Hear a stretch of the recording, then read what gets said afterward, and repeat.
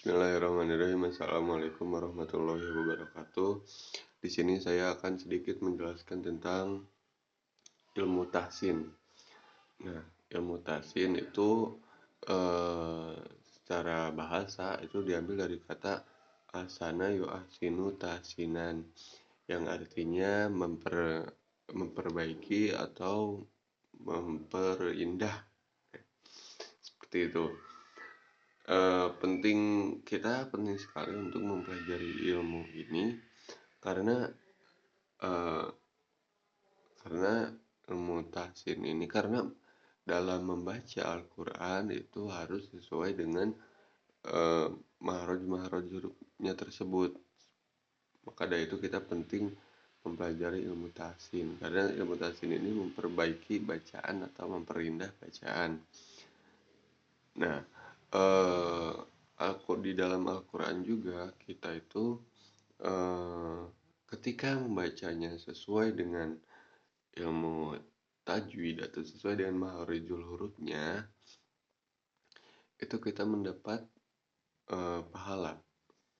Dan ketika kita membacanya tidak sesuai dengan maharijul hurufnya, itu kita mendapat dosa. Ini sesuai dengan hadis Nabi, ruba qari'il Qur'ani wal Qur'anu yal'anuhu. Banyak orang yang membaca Al-Quran namun Al-Quran melaknat orang-orang tersebut. Karena di dalam Al-Quran itu kita harus tartil, ya. Di dalam Al-Quran itu kita harus di dalam membaca Al-Quran itu kita harus tartil. Apa itu tartil? Tartil itu adalah ilmu yu'rafu bihi qawaidul Qur'ani. Jadi ilmu untuk mengetahui kaidah-kaidah membaca Al-Quran. Jadi tartil itu adalah hati-hati. Jadi kita menempatkan sesuatu pada tempatnya. Seperti ini harus dibacanya seperti itu, ya harus seperti itu gitu. Tidak boleh tidak harus seperti itu. Seperti itu ya. Nah,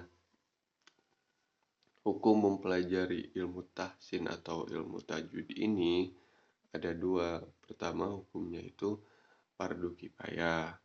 Fardu kifayah itu adalah ketika satu orang melaksanakannya, maka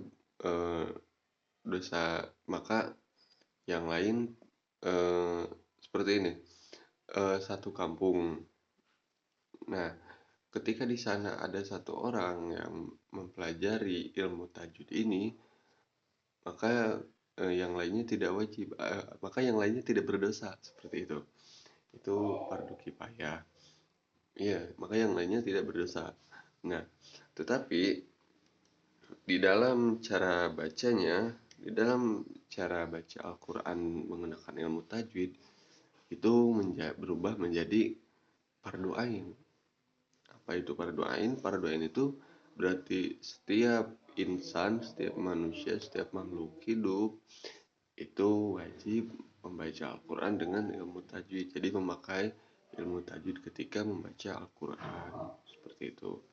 Nah, oh ya, tadi membaca Al-Quran itu harus tartil, harus tartil ya. Oke, di dalam Al-Quran itu ada 30, terdiri atas 30 juz, dan 30 juz terdiri atas 114 surah. Dan 114 surah itu terdiri atas beberapa ayat itu terdiri atas beberapa kalimat, dan beberapa kalimat itu terdiri atas beberapa kata. Nah, cara paling kecil dalam mempelajari Al-Quran itu adalah mengenali kata atau huruf-huruf tersebut. Oh ya, sudah kata, kumpulan kata-kata itu kumpulan huruf-huruf misalnya. Nah, jadi cara paling kecil dalam mempelajari Al-Quran itu adalah mempelajari huruf-huruf tersebut. Sudah mempelajari huruf-huruf, kita naik lagi menjadi mempelajari perkata. Sudah perkata, naik lagi per kalimat. Setelah per kalimat, naik lagi per ayat, setelah per ayat naik lagi kita per surat. Nah, setelah per surat kita naik lagi ke per juz, seperti itulah. Jadi awal dasar dari mempelajari Al-Quran itu adalah mempelajari huruf-hurufnya. Dan huruf-hurufnya itu ada 28 ya. Bentar.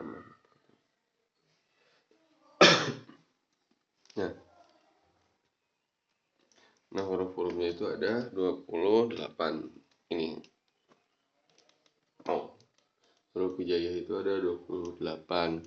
Ada A, Ba, Ta, Sa, Jim, Ha, Kho, Za, Za, Ro, Ja, Sin, Sha, Sod, Do, O, Do, A, Rin, Fa, Ko, Kaf, Lam, Mim, Nun, Waw, Ha, Ha, Ha, ya itu ada 28.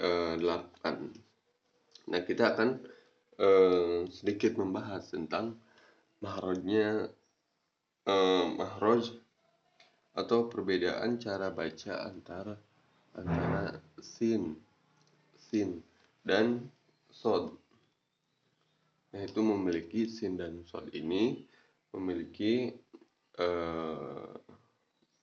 mahrojul huruf yang atau sifat-sifat yang hampir sama gitu. Mana ya? Ya, ini malah. Oh. Nah, ini mana? Nah, ini sin, ini sa, ini sin, ini sod.